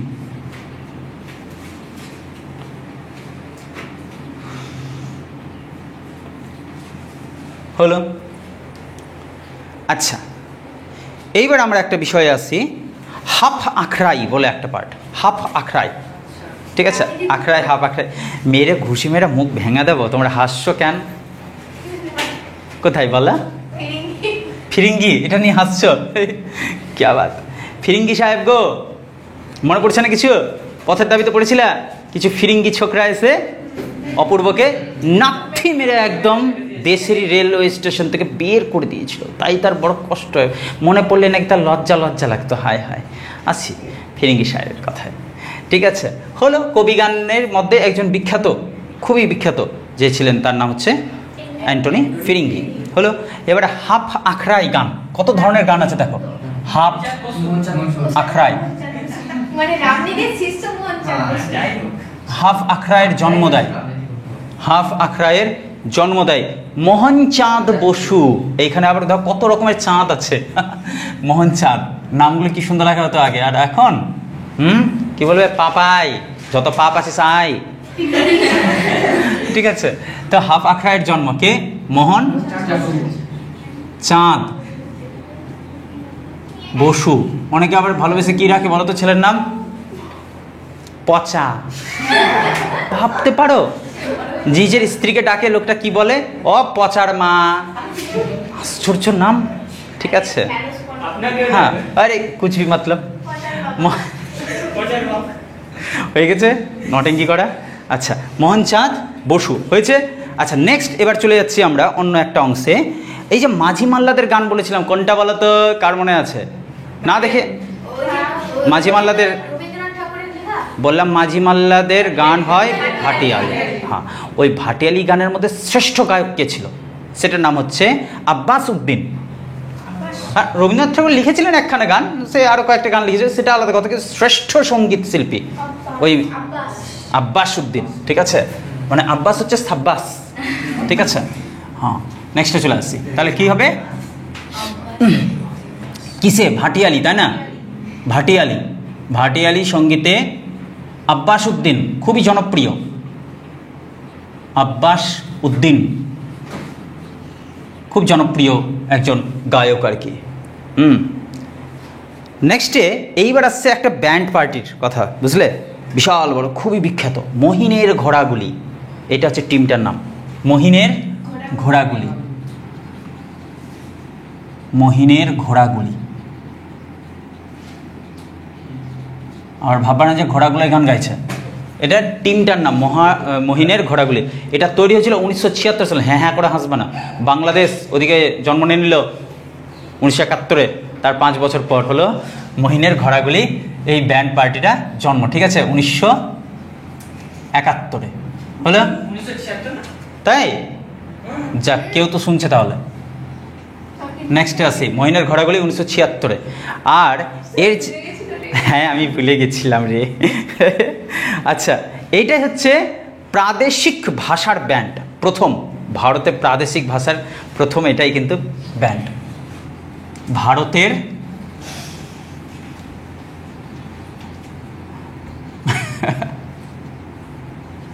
ভাষার ব্যান্ড। এই মহিনের ঘোড়াগুলি ছিল, হাসলে পরে ইট ছুঁড়ে মেরে দেব। আমার ছোট ভাই ছিল মহিন, মেলাতে হারিয়ে গেছিল, তাই ঘোড়াদের সাথে ভেগে গেছিল, হয়েছে খুশি। মহিন কে ছিল, ঘোড়া কে ছিল, ঘোড়া কটা ছিল, এটা আবার কেমন প্রশ্ন? আর ছিল ছিল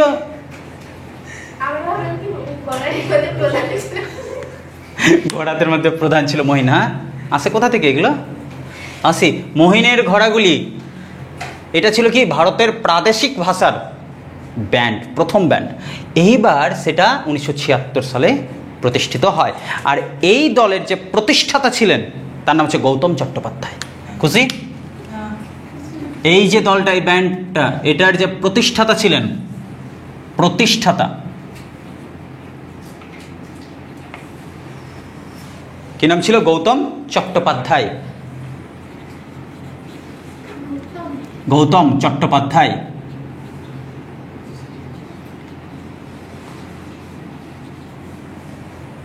হয়েছে? গানের মধ্যে একটা পার্ট আছে ঠুংরি, টপ্পা ঠুংরি। ওই টপ্পাতে যেমনি একটা কথা বললাম, এবার ঠুংরি গান। ঠুংরি গানের প্রবর্তক করেছিল নবাব ওয়াজেদ আলী শাহ। ঠুংরি, ঠুংরি কে করেছিল শুরু? নবাব সাবাস ওয়াজেদ আলী শাহ।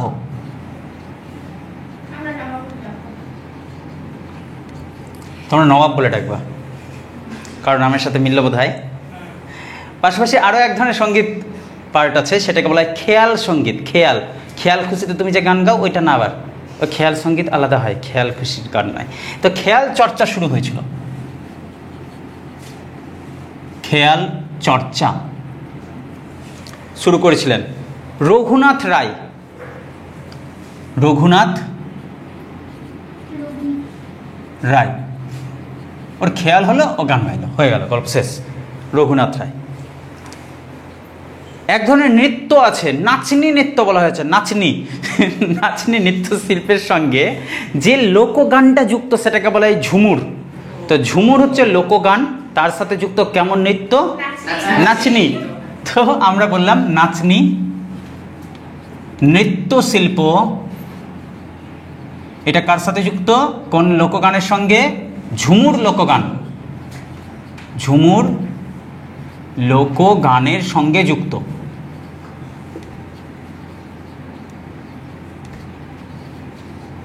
বলো সমস্যা? এইবার আমরা যাই রেডিওতে যে প্রচারিত হতো বিজ্ঞাপনী গান। বিজ্ঞাপন দেওয়ার সময় গান গেয়ে শোনানো হতো বলে রেডিওতে। রেডিও তো আমরা শুনিনি, মহালয়াতে মাঝে মাঝে আওয়াজ পাই, আশপাশের বাড়িতে কেউ বাজাইতো, না তো রেডিও তো আর নেই, তাই না? তো মহালয় তো দেখি না আমরা, ঘুমই ভাঙে না বলে। দেখো ওটার জন্য তোমার ঘুম ভেঙে আছে ভোরবেলা, আর পড়তে বসার কথা বলতে গেলে ওগুলো ঘুম ভাঙে না। নির্লজ্জ বেহায়া। নেক্সটে আসি, ফাটাংশে বলছে, হ্যাঁ দেখি তো কালকে সকালবেলা উঠে ভোর 5টা থেকে উঠে পড়তে বসবা, এটা কমপ্লিট করে উঠবে, ঠিক আছে? মানে অসম্ভব বললেও ওটা একটু বেশি হয়ে গেল, প্রশ্নই উঠে না। রেডিওয় যে প্রচারিত বিজ্ঞাপনী গান, লেখো রেডিওয় প্রচারিত, আরে রেডি হো না, রেডিও कुछ भी, রেডিওয় প্রচারিত বিজ্ঞাপনী গান।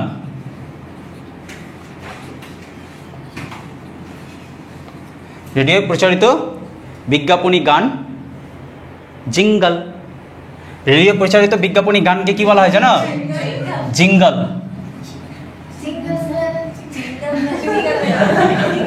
খুব ভালো লাগলো শুনে, খুশি? কি দরকার আছে ফালতু এইসব কণ্ঠে? যারা দেখছো ভিডিওটা তাদের জন্য দুই একটা কথা বলি। এই যে যারা আমার আছে না ছাত্রছাত্রীগুলো সব অফলাইনের, এদের কারণে আজকে ভিডিওটা হলো। তারাই বলছিল তাই যে একবার রিভিশন হয়ে যাক, এই পার্ট আমাদের আগেই হয়ে গেছে, হ্যাঁ। তো ওরা বললো তাই ওদেরকে একটা থ্যাঙ্কস জানিয়ে দেবো তোমার কমেন্টে। আর কারা কারা অপেক্ষায় ছিলে এই আলোচনাটা তারা অবশ্যই জানাবে। ভালো লাগলে শেয়ার তো করবেই, অবশ্যই লাইক তো করবে, কমেন্টও করে দেবে, ঠিক আছে? শুরু করা যাক। আচ্ছা, ভাওয়াইয়া গান, একটু আগে আমরা বললাম ভাওয়াইয়া গান, কোথায় বললাম বলো তো? ভাওয়াইয়া কোথায়? আমি দেখতে পাচ্ছি না, মুছে দিয়েছি না তো, তুমি মনে করে নাও। কোথায় ছিল ভাওয়াইয়া গান? আর কুচ কুচ কুচ, क्या बात है, সাবধানের তো ভালোই মনে আছে। আচ্ছা, এই ভাওয়াইয়া গানের আবার বিভাগ ছিল, বিভাগ, ঠিক আছে? এটা একটা ইম্পর্টেন্ট কোশ্চেন আমি পেয়েছি যে ভাওয়াইয়া গানের বিভাগ, অনেকগুলো বিভাগ ছিল, তার মধ্যে কয়েকটা বিভাগের কথা বলবো, ঠিক আছে?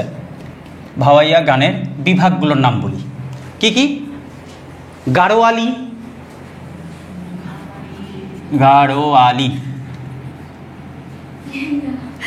আবার কি হলো? মৈশাল, হ্যাঁ ভাওয়াইয়া, আচ্ছা গাড়োয়ালি। তারপরে হচ্ছে মৈশাল, চটকা,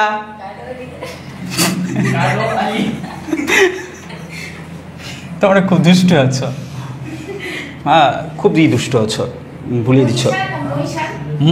মৈশাল, চটকা,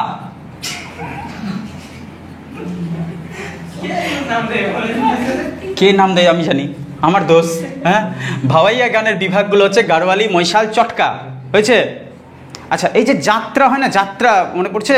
দেখেছো কোনোদিন যাত্রা? দেখোনি? দেখলেই সাইড হয়ে যাও লজ্জায়, কারণ যা পোস্টার থাকে আশপাশে দাঁড়াতে গেলে পরিচিত কেউ দেখে নেয়। সত্যি কিনা বলো? কে কাঞ্চিলাল, সত্যি তো? হ্যাঁ কি রবিন সত্যি তো? বলে ওই যে ছোটো বাচ্চাগুলোর ব্যাচটা আছে না, ছোটো বাচ্চাগুলো বলছে কি স্যার এখানে চিত্রাহার আসবে বলে, ও দেখবে বলে বলছে। ভাই ও লজ্জায় পড়েছে, সেও লজ্জায় পড়েছে, সবাই লজ্জায় পড়েছে, চিত্রাহার দেখবে বলে। তো যাত্রা, আগেকার দিনে আমি দেখেছিলাম অনেক দিন আগে, কিন্তু কে দেখেছিলাম মনে নাই, বুঝলে, নাচানাচি হয়, ঠিক আছে, কেউ কেউ বিশেষ বিশেষ সুপারস্টারগুলো আসতো, তারা ওই 2-4টা ভাষণ দিত, গান টান করতো, নাচানাচি করতো, আমরা দেখতাম নাচানাচি, ঠিক আছে। তো যাত্রাপালাতে ওই আখড়াই, হাফ আখড়াই এইসব গানেরও প্রয়োগ করেছিলেন রামচাঁদ মুখোপাধ্যায়।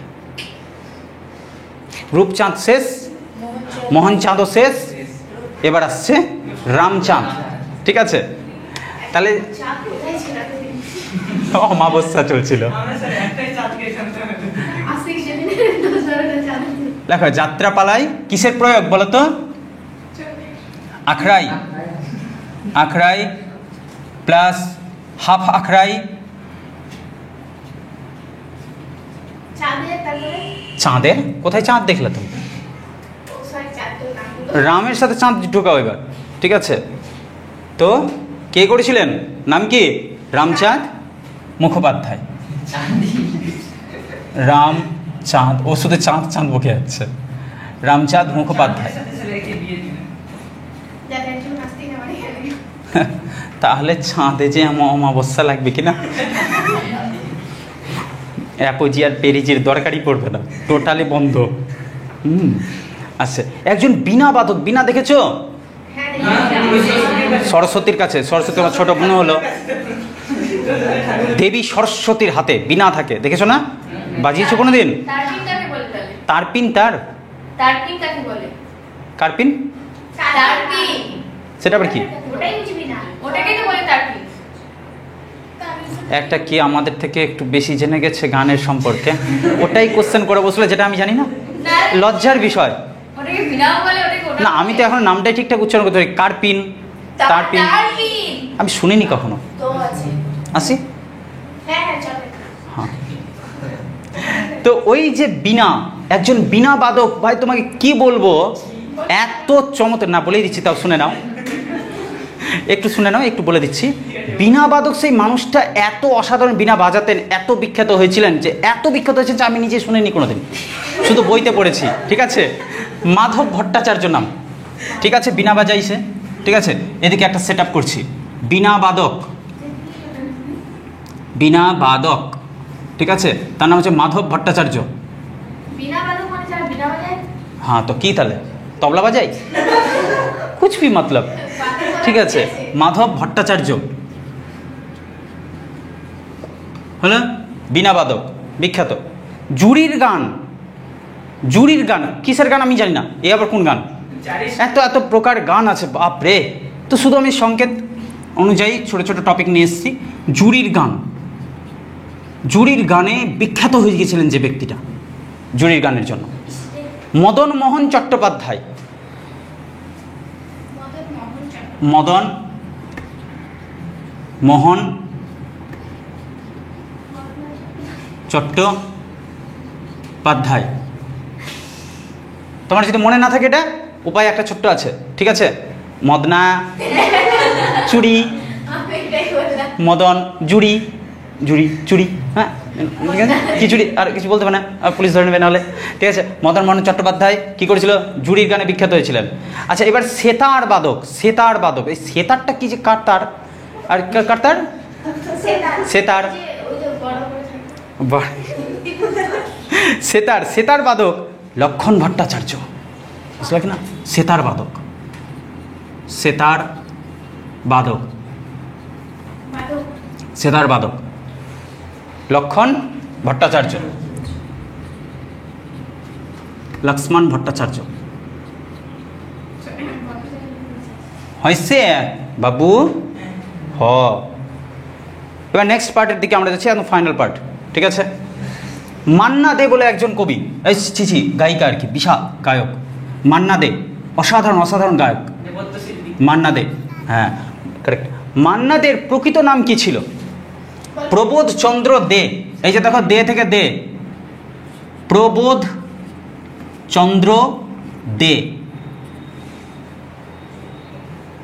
প্রবোধ চন্দ্র দে হয়েছে মান্নাদের প্রকৃত নাম, প্রবোধ চন্দ্র দে। একটা ইংরেজিতে গান ছিল, উই শ্যাল ওভারকাম, এটাকে বাংলায় অনুবাদ করেছিলেন একজন, গানটা হচ্ছে আমরা করব জয়, আমরা করব জয়, শুনেছে না? একদিন ঘন্টা জয় হবে। পড়াশোনায় করা বলে জয় হবে, কিসের জয়? যুদ্ধ লেগেছে, জয় আর পরাজয় হবে। ওকে, তাহলে কোন ইংরেজি গান? We shall overcome. হ্যাঁ, আর এটার অনুবাদ, বাংলায় অনুবাদটার নাম কি? আমরা করব জয়। তোমরা জয় হও আর না হও, কমপক্ষে পরীক্ষা পর্যন্ত টিকে থাকিও। বেশ কয়েকজন তো লাইনে লেগে গেছে বিহার জন্য। তো আগে তুমি বলবে না এখানে আমরা করব বিয়ে, তো আগে আমরা দেব পরীক্ষা, তারপর করব বিয়ে, এটাই মানাবে। ঠিক আছে, রেডি? কে? আমরা করব জয়। কে জয় করতে পারে? যে শিবের মতো শক্তি যার আছে, শিবের যে সেবক, তারই সেবক মানে দাস, শিবদাস, সাপের নাম কি এমনি করে সাপ দেখাচ্ছে শিবের, হ্যাঁ কুচবি মতলব। তাই জন্য আমরা করব জয়। কে করবে? শিব দাস, শিবদাস বন্দ্যোপাধ্যায়। শিবদাস বন্দ্যোপাধ্যায় অসাধারণ গান গেয়েছিলেন, খুব বিখ্যাত। এর পাশাপাশি আরও একটা গান আছে, বুঝলা? আমি নিজেই জানতাম না এর গানটা, কিন্তু গানটা খুব পরিচিত। ভারতবর্ষ সূর্যের এক নাম, কখনো শুনে নিও, এই শিবদাস বন্দ্যোপাধ্যায়ের লেখা। না না, আমার এখন পুরো লাইন লিরিকটা মনে পড়ছে না। হ্যাঁ, এই রেকর্ডটা বন্ধ হয়ে যাক, তারপরে সার্চ করে শুনে দেবো। ঠিক আছে? ভারতবর্ষ সূর্যের এক নাম, ভারতবর্ষ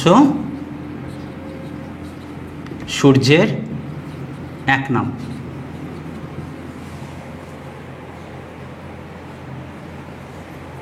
এইবার ক্যালকাটা ইউথ কোয়ার যাত্রা শুরু করেছিলেন কে?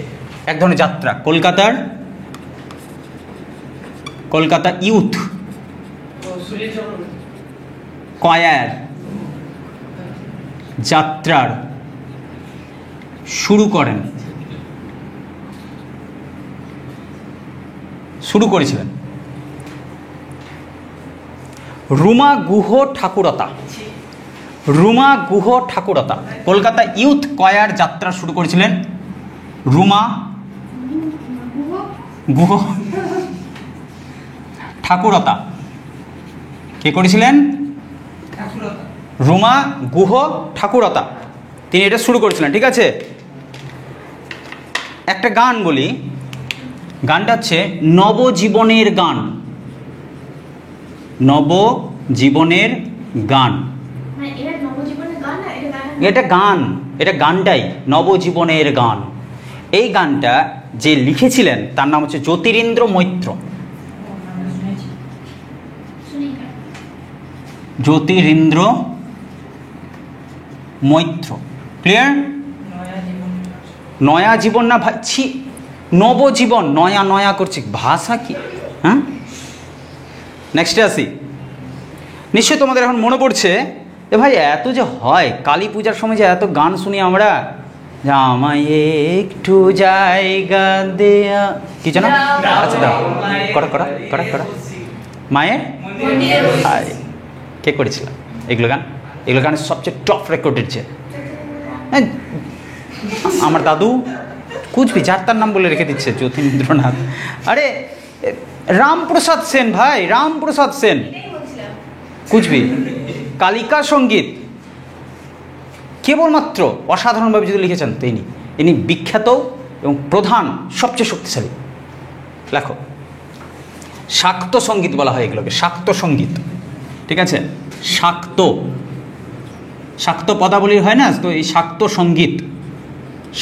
সঙ্গীতের প্রধান যে ব্যক্তি, প্রধান যে কবি, তার নাম হচ্ছে রামপ্রসাদ সেন। আর তারপরেই যদি কারো নাম থাকে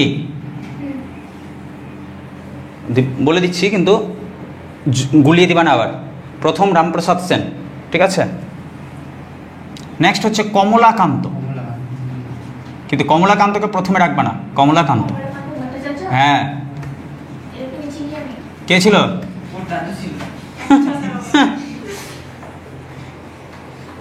দাদু একেবারে।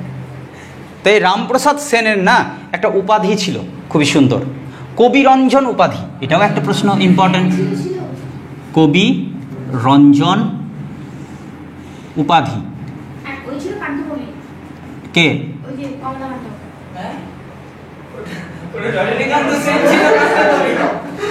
সব কান্ত এক হয় না, সব ফুল ফুল নয়, যেমন পঁসা বাসি ওই রকম ভাবে।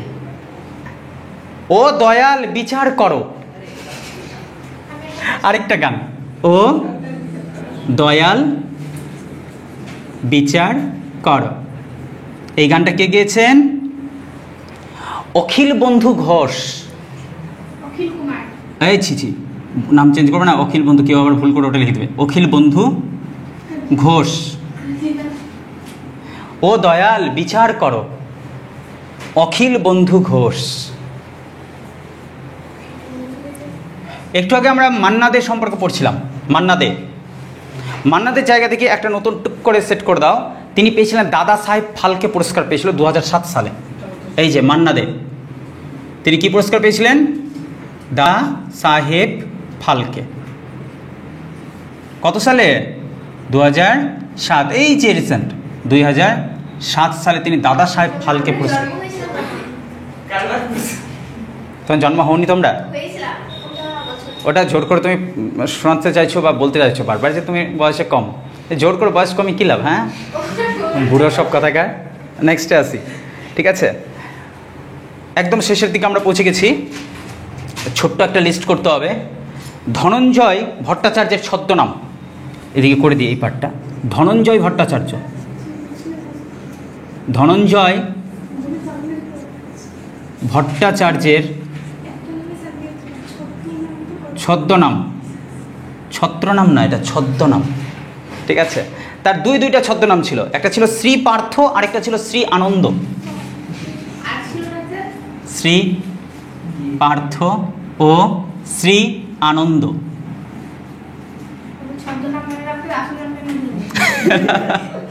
আরে বাবা ভুলবা না, কেন বলো তো?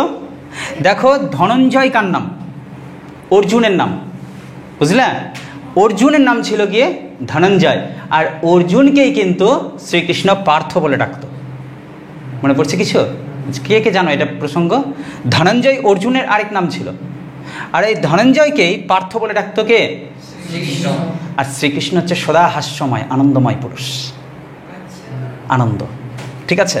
দেখবেন শ্রীকৃষ্ণের ছবিতে দেখবে সবসময় হাসছে, নো টেনশন। ও তো জানে যে কি হবে, অত ভেবে গেলাম, হ্যাঁ তুই যা খুশি তাই করে যা, হবে তো সেটাই যেটা আমি চাইছি, ঠিক আছে? তাই জন্য সবসময় স্মাইল, এনজয়, ওকে?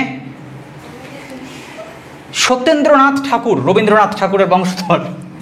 সত্যেন্দ্রনাথ ঠাকুর সম্পর্কে আসি ছোট্ট করে, চেনেছ? বাহ, সত্যেন্দ্রনাথ ঠাকুর। এই সত্যেন্দ্রনাথ ঠাকুরের একটা গান খুবই বিখ্যাত, মিলে সব ভারত সন্তান। মিলে সব ভারত সন্তান, মিলে সব ভারত সন্তান। এইবারে সন্ধ্যা মুখোপাধ্যায়, খুবই জনপ্রিয় গীতিশিল্পী সন্ধ্যা মুখোপাধ্যায়, তার লেখা দুটি গান তোমাদের খুব ইম্পর্টেন্ট পার্টে আছে। গান দুটো কি কি? এক হচ্ছে উজ্জ্বল এক ঝাঁক পায়রা, উজ্জ্বল এক ঝাঁক পায়রা। ও আরেকটা খুব বিখ্যাত গান, এ গানের প্রজাপতি। এ গানের প্রজাপতি। যদি জীবনে জীবনে বলছি, যদি মনে না থাকে তাহলে বুঝবা সন্ধ্যাবেলা পাখিরা ফেরে, প্রজাপতিরাও ঘুরে ঘুরে বেড়ায়।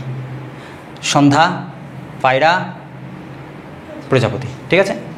উজ্জ্বল এক ঝাঁক পায়রা, এই গানের প্রজাপতি, সন্ধ্যা মুখোপাধ্যায়ের সাথে কানেক্টেড। ওকে, নেক্সটে চলে আসছি।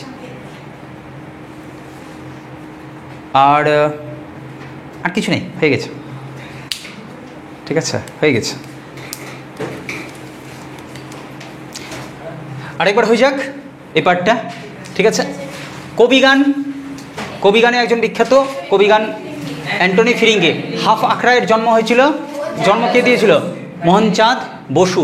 ভাটিয়ালি গানের বিখ্যাত গীতিকার আব্বাস উদ্দিন। মহিনের ঘোড়াগুলি কত খ্রিস্টাব্দে? 1976 খ্রিস্টাব্দে। ভারতের প্রথম প্রাদেশিক ভাষায় ব্র্যান্ড এটা প্রতিষ্ঠাতা ছিলেন গৌতম চট্টোপাধ্যায়।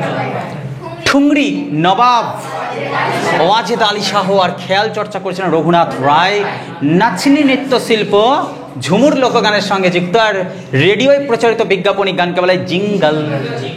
ভাওয়াইয়া গানের বিভাগগুলি যে গাড়োয়ালি, মৈশাল আর চটকা। যাত্রাপালায়, আখড়াই আর হাফ আখড়াই সূচনা করেছিলেন রামচাঁদ মুখোপাধ্যায়। মান্না দে দাদা সাহেব ফালকে পুরস্কার পেয়েছিলেন 2007 সালে। এই মান্না দের আসল নাম হচ্ছে প্রবোধচন্দ্র দে, এবং উই শ্যাল ওভারকাম গানটিকে বাংলায় অনুবাদ করা হয়েছিল আমরা করব জয়। এই গানটির যে রচয়িতা বা গীতিশিল্পী শিবদাস বন্দ্যোপাধ্যায়। শিবদাস বন্দ্যোপাধ্যায়ের আরও একটি গান, জনপ্রিয় গান, ভারতবর্ষ সূর্যের এক নাম। কলকাতা ইউথ কয়ার যাত্রা শুরু করেছিলেন রুমা গুহ ঠাকুরতা। নবজীবনের গানটি লিখেছিলেন জ্যোতিরিন্দ্র মৈত্র। শাক্ত সঙ্গীত মানে কালিকা সঙ্গীত, কালী ঠাকুরের গান। শাক্ত সঙ্গীত বা শাক্ত পদাবলী যে গানের প্রধান যে কবি রামপ্রসাদ সেন, তার উপাধি ছিল কবিরঞ্জন, এবং তার পরবর্তী যে সেকেন্ড কবিকে বলা হয় জনপ্রিয় কবি, তিনি হচ্ছেন কমলাকান্ত ভট্টাচার্য। এই ক্ষেত্রে একটা জিনিস আরেকটু মনে রাখো, উত্তরবঙ্গের প্রধান কবি কিন্তু এরা। ঠিক আছে, আসছি।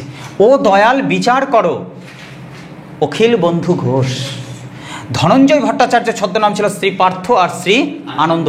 সত্যেন্দ্রনাথ ঠাকুর বিখ্যাত একটি গান, মিলে সব ভারত সন্তান। আর সন্ধ্যা মুখোপাধ্যায় ওই যে পায়রা আর প্রজাপতি, উজ্জ্বল এক ঝাঁক পায়রা আর ও গানের প্রজাপতি।